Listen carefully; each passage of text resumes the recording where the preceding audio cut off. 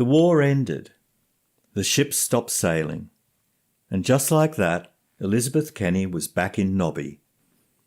The excitement, the camaraderie, the freedom was gone. The most exciting years of her life had come to an end. At the age of 39, she once again found herself living with her mother in an isolated country town. There were signs she was suffering from depression, and she believed she had a fatal heart condition. She travelled to London at her own expense to consult a heart specialist. The consultant found nothing wrong with her. Was she suffering from a broken heart? No one asked that question in 1920. Then, in 1922, a family near Guyra called for her help. Their young daughter, Daphne, was severely disabled due to cerebral diplegia, a form of cerebral palsy. Kenny agreed to take charge of Daphne's care. For a fee, of course. Or should we say expenses, as she was still receiving her war pension. She drew on her wartime experience: warm baths, massage, splints, and exercises to retrain the weakened muscles. Kenny supervised Daphne's therapy for 3 years. The progress was slow, but real.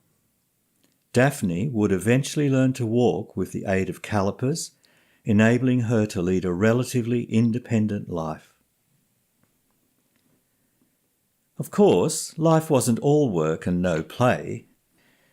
She was a member of the local Red Cross, volunteered with the St John Ambulance, and formed the Nobby branch of the Country Women's Association.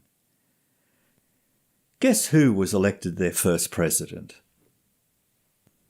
Despite her long involvement with Daphne, Kenny didn't see this work as her destiny. At the age of 46, it seems she had settled into a comfortable retirement until a freak accident changed the course of her life.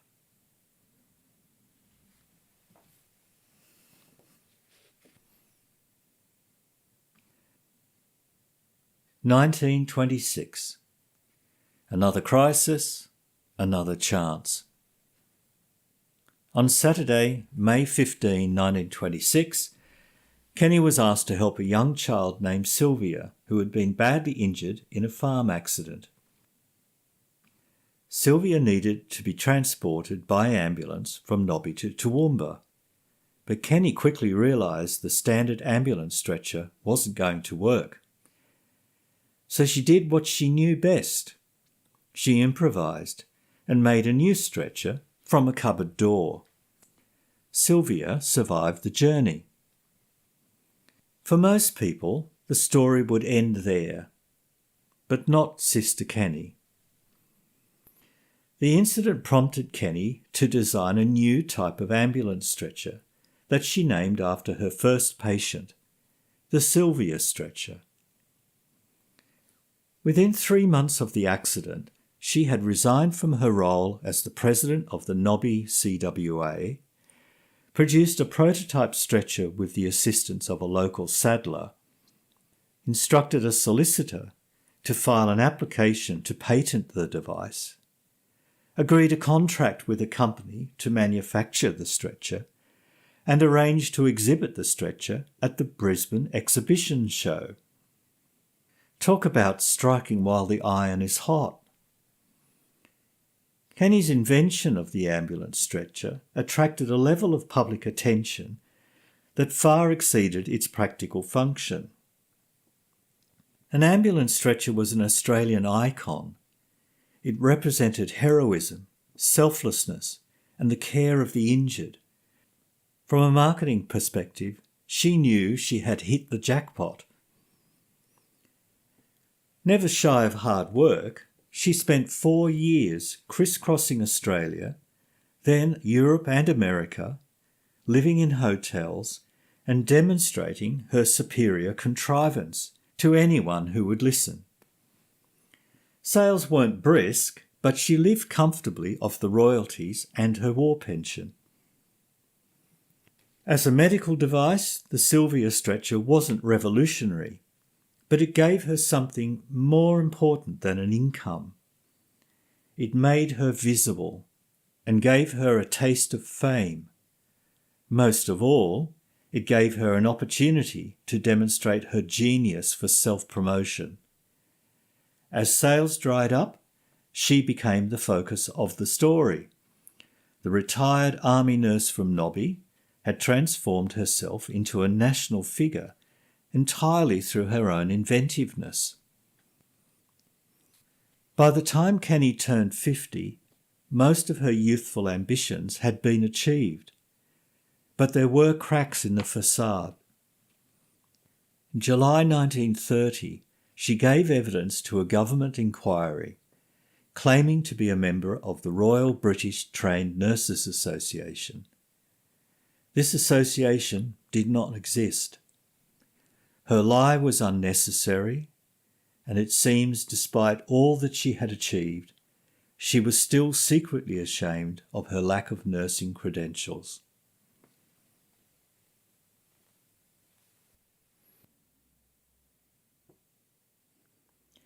By the early 1930s, Elizabeth Kenny was back in Nobby and back living with her mother.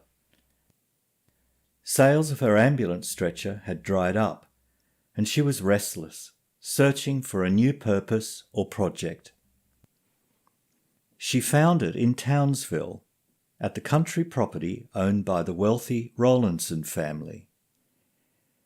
Kenny had met the Rowlandsons years earlier in London. Their niece, Maud, had been left severely disabled after contracting infantile paralysis as a child. Infantile paralysis was the common name for polio. The disease was dreaded. One day your child might have a fever, the next they could be paralysed for life. Parents feared it more than any other childhood disease. Kenny seized on a chance to help. She agreed to supervise a program of treatment for Maud, using the same mix of warm baths, massage and exercises she used for Daphne Cregan nearly a decade earlier. It wasn't a miracle, but slowly Maud improved. To her family and local people, it looked like a cure. Word spread across the district. In the summer of 1932, Queensland experienced a major outbreak of polio. Panic swept through families. Attention turned to Sister Kenny and Maud Rowlandson's miraculous recovery. Desperate parents began knocking on Kenny's door. In early 1933, the proprietor of the Queen's Hotel in Townsville gave Kenny space on a veranda to set up a clinic. Guests at the hotel may have wondered what to make of the rows of distressed children, but nobody dared complain. The owner's son was a trainee doctor, and one of the hotel managers would be a future Prime Minister of Australia. Kenny had powerful allies from the start. The clinic was primitive: a few beds and tables, a tin bath and a kerosene-fuelled water heater. The treatment was simple: hot water baths, massage, and gentle exercises to retrain the long dormant muscles. She later introduced hot packs or foments to the routine. But here's the key: none of this was radical. It was what she refused to do that attracted the attention of doctors. At the time, the orthodox treatment for polio was immobilisation. Children were encased in plaster casts or strapped into iron frames for weeks or months. In theory, it would keep their bodies rigid to prevent deformities. In reality, it was agony. Muscles wasted, joints stiffened, and the children often emerged worse than before. By today's standards, it looks barbaric. Back then, it was standard practice. Kenny rejected these ideas. She believed muscles needed movement, not imprisonment. This was a declaration of war to the medical establishment. Much of Kenny's early success was down to good timing. Australia faced wave after wave of polio outbreaks. Parents were frantic. Politicians were desperate. Kenny's clinics filled no matter how loud the doctors grumbled. In 1935, she announced to the press that she was gifting her treatment for paralysis to humanity, even though she had not treated a single case of acute polio. Few people noticed the fine print. Tension grew between Kenny and the medical men, as she insisted on calling them. In fact, one of her staunchest critics was Dame Jean McNamara. In 1937, Kenny claimed her treatment hadn't been given a fair trial. Her attempts to set down her method in writing was a disaster. The book muddled polio with cerebral palsy, skipped her signature hot packs entirely, and baffled reviewers. The condemnation was scathing. Doctors called her theories confused and unscientific. Australia's most accomplished orthopaedic surgeon, Dr. Max Hertz, concluded, "The principles set down are good and new. Only the good ones are not new, and the new ones are not good." She gritted her teeth and pressed on. Doctors claimed she was copying standard medical treatment. She insisted she had developed her ideas during the First World War, treating meningitis patients on troop ships. Later, she claimed she'd been experimenting with her treatment since 1921.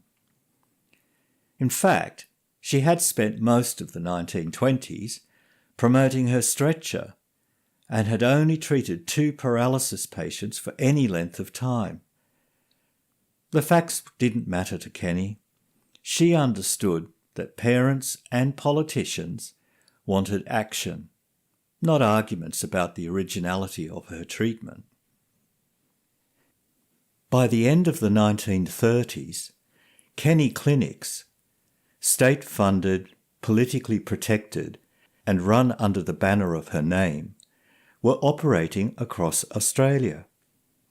To the medical establishment, they were a running sore, a reminder of how much influence this outsider had gathered. To Kenny, they were both a triumph and a frustration. The clinics were mostly housed inside public hospitals and supervised by doctors, which she saw as an insult to her authority. She wanted complete control. It was never going to happen. 1939 brought a much appreciated drop in cases, and something bigger than polio had seized public and political attention: the war in Europe. In 1940, the Queensland Minister for Health had had enough of Kenny and her constant griping. He came up with the idea of sending her on a study tour of the United States, a convenient excuse to rid himself, even temporarily, of someone who was predictably outspoken, frequently ungrateful, and increasingly irritating. Elizabeth Kenny was about to take her fight to America.